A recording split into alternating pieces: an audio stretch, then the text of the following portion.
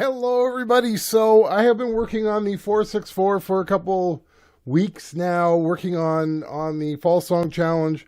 And I thought, you know what? I've never done a tutorial on the 464. And I decided to talk about this little area over here. There we go. This is the transport area. This is the cassette. This is the transport area. Now, why am I so interested in telling you about this? Well, this is a marvel of mechanics. Let's get honest with this. Let's get real. Let's talk about it. Let's be real about it. This machine, it is a marvel of mechanics. It is just an absolute marvel, and the reason it is because of what they were able to do with mechanisms. Now, we live in a digital age where we can cut and paste just on a phone with our finger even. You know, that's the age we live in, where it's so easy to do anything nowadays. Back then, the amount of skill involved in creating something that would work the way this does. Like, as I've said, like this is my baby. I'm going to be honest with you. I'm just going to push it up where I normally do. Now, what I normally do is when I start it, okay, so I'm just going to let it go again. So I fast forward to about 4. Okay, I play, and then I reset the thing. Now, the reason I do that is because I want it to start at 0. I'm going to do this first because I noticed something here. I find that it's best if I refresh the tape. So we'll do that. So do it again. So now I'm going to forward to 5 or to 4. Press play. When it hits 5, I hit 0. This is where the song will start, and you'll hear the song in a second. The reason why it's taking so long, there it is. Okay, so now the reason why it took so long is because I used to have the 1, 2, 1, 2, 3, and then the song would start. Now that I'm where I'm at, I don't have that anymore. So what's so marvel about this is first off, the RITS button, return to 0. As you can see, it slows down and it returns to 0. That's beautiful. That is right there. That's a marvel. Like it literally is. It's smart enough to know, okay, I got to return back to 0, and it returns roughly. I'm not saying it's 100%, but it's roughly in the same spot. Now, granted, with nowadays with digital technology, you say I want to go here, it goes there, no problem. It's very simple. It's much easier. But this is how it was back then. So that's the first part. So let's talk about location 1, location 2, which is part of the memo in and memo check as well. It's memory information. What that is for is so that you can set a memory location on the tape and say, I want you to start here. And the nice thing about that is it doesn't move. So that means that if I can return to 0, I can change where the RITS is here. I can change where the counter goes. So I'm just going to go in a bit here. We're going to go to 36. Okay, so we're going to go there. So I'm going to go back a bit. So let's say I want to do location on 40. So I hold down memo in and I do location. So it works the same way as if you have a DP32, 24, DP version of those kind.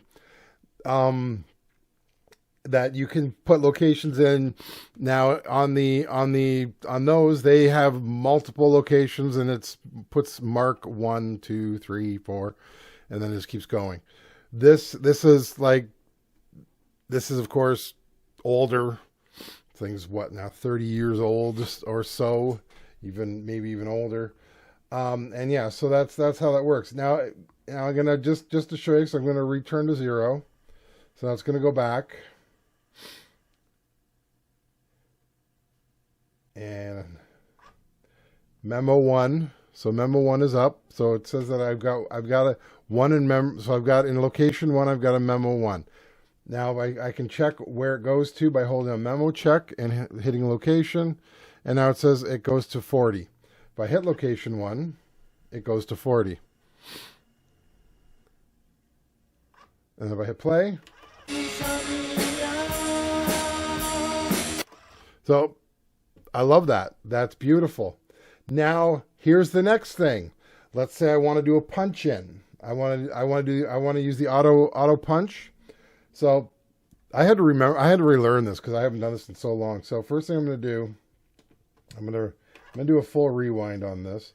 Now, as you can see, the memo doesn't go away, and the reason it doesn't go away is it won't go away until I remove it completely.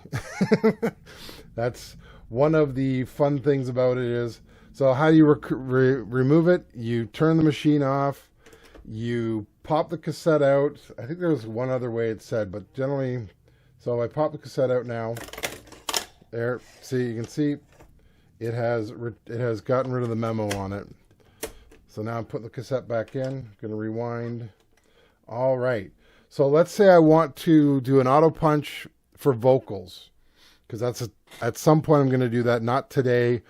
My throat is sore. I did the insomnia, the high part. But let's say I want to do it. So I'm going to, first off, I'm going to fast forward. I'm going to leave it as it is. So counter starts at 0, meaning it's right at the beginning. So let's go here. Okay, so I got to find where I would put vocals.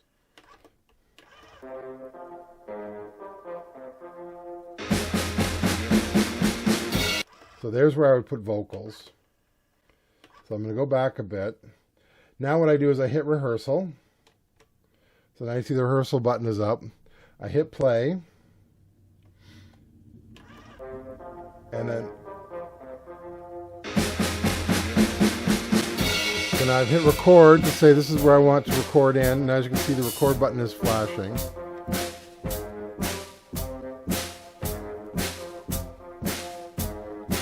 And then I hit record again. And I hit play. I hit play, sorry. Now I went to out, and now it says start because it's going back to the start. So now that I have that in there, I can go and I can say repeat 1 to 2. I think that's how you do it. Nope, maybe not. Still learning this stuff. So yeah, so I can do the rehearsal. I think if I press play now. So now it starts. It's on the in. And then I'll come on the out.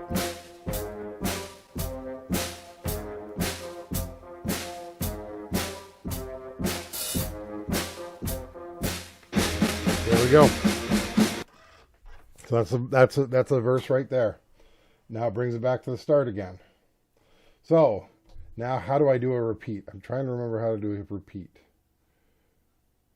So auto review, you can auto review it. I pretty much showed you how to auto review it. Let me look up how to repeat now, because that's been a while since I've done that as well. All right, so sorry about that. I had to remember how a repeat works. A repeat works off of location 1 and 2. It does not work off of the rehearsal. The rehearsal you can do as much as you want. So what I did was I set up using the memo in, I set up location 1 and I set up location 2. So now if I do a memo check, so location 1 is at 16 and location 2 is at 0 because I didn't do it right. So now I'm going to do memo in, location 2, there we go. Now it's set to 31. Now if I hit repeat, it'll go back to 16.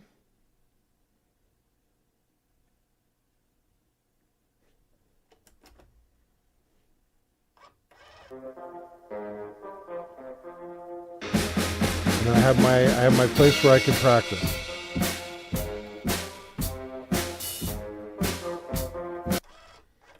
And that just keeps doing it. So that to me is fascinating. That is mechanics at its best. And once again, to get rid of the repeat, just hit the repeat button and it's gone. You still have the memo in it. You still have the 2 memos. Clear is used to get rid of the auto punch and the rehearsal section. So to get rid of this, I have to pop it out, pop it back in, rewind the cassette, set it back up the way I want it. So that's how it's done. So yeah, this is my first this is my first tutorial on the 464. Never thought about doing one. I did one now. So we're going to move on from there. Talk to you later. Bye. To blame.